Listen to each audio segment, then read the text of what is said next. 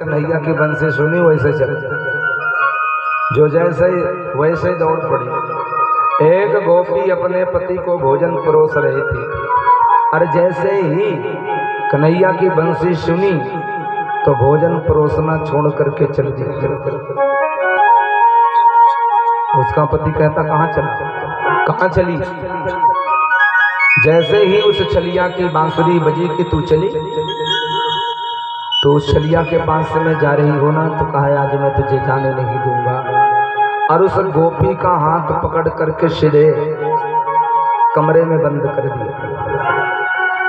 अब जब कमरे में बंद कर दूंगा तो ये कैसे जाएगी? उस गोपी ने भगवान कितना ध्यान किया, इतना सुंदर अखंड ध्यान किया कि ध्यान करते करते ये 5 तत्व का जो शरीर है, लौकिक शरीर को त्याग कर दिव्य स्वरूप में आ गई, और एक दिव्य रूप दिव्य देह धारण करके और भगवान कन्हैया के पास चल गई। सुखदेव जी परीक्षित से कहते हैं कि राजन, आज भगवान के प्रेम यात्रा में, इन गोपिकाओं के प्रेम यात्रा में जो विघ्न डालेगा ना, तो कहा उसका कल्याण नहीं होगा। और जो गोपी यहाँ पर देख करके गई थी कि इसका पति कमरे में बंद कर दिया है, तो जब कन्हैया के पास में पहुंची ना, तो सबसे पहले उसी को वहां पर उनके पास खड़ी देखा। भगवान का हाथ पकड़ करके खड़ी थी। भगवान ने स्वागत किया, स्वागतम वो महाभागा प्रियम किम करवाणि वा। हे महाभागिनियों, हम तुम्हारा स्वागत करते हैं, तुम्हारा कौन सा प्रिय कार्य करें? भगवान कन्हैया ने कहा कि देखो गोपिकाओं, पर पुरुष के पास में अकेले जंगल में नहीं आना चाहिए। तुम लोगों ने ये बड़ा गड़बड़ काम किया।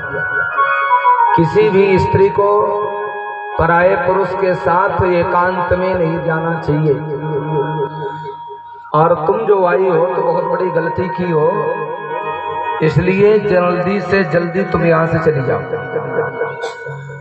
शायद तुम्हारे मन में इस जंगल के सौंदर्य को देखने की इच्छा हुई है, इसलिए आई हो, तो देख लो, चली जाओ।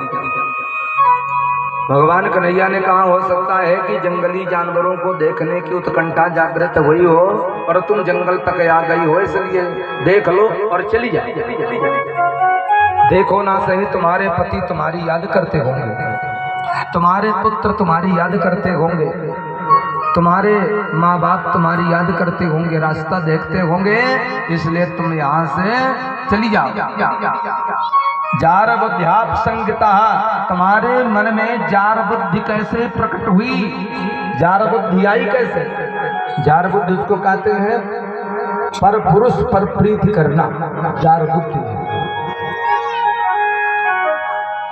वो गोपिकाएं ठगी सी ठगी रह गईं, और गोपिकाओं के आंखों में आंसू छलक पड़े, और उनके जो पके हुए बिंबा फल के समान लाल लाल होठ थे ना, तो वो उनके कठोर वचन सुन करके, रूखे वचन सुन करके सूख गए। अपने दांतों से होठों को चबाने लगी और लंबी लंबी आंसू बहाने लगी और रोने लगी। मुख से बाड़ी ही नहीं निकल रही है कि देखो ना कितना छलिया है, ये सुंदर बंसी बजा करके बुला भी लिया और कहता है कि चली जाओ।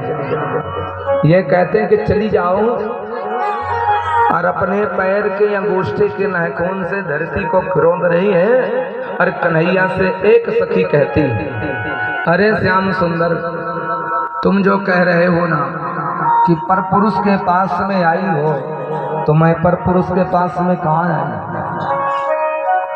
पर पुरुष के पास में नहीं आई हूँ, मैं तो अपने पुरुष के पास में आई हूँ।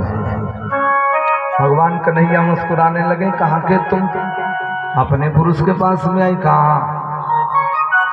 कहा मान लो एक पतिव्रता स्त्री थी, उसका पति परदेश चला गया,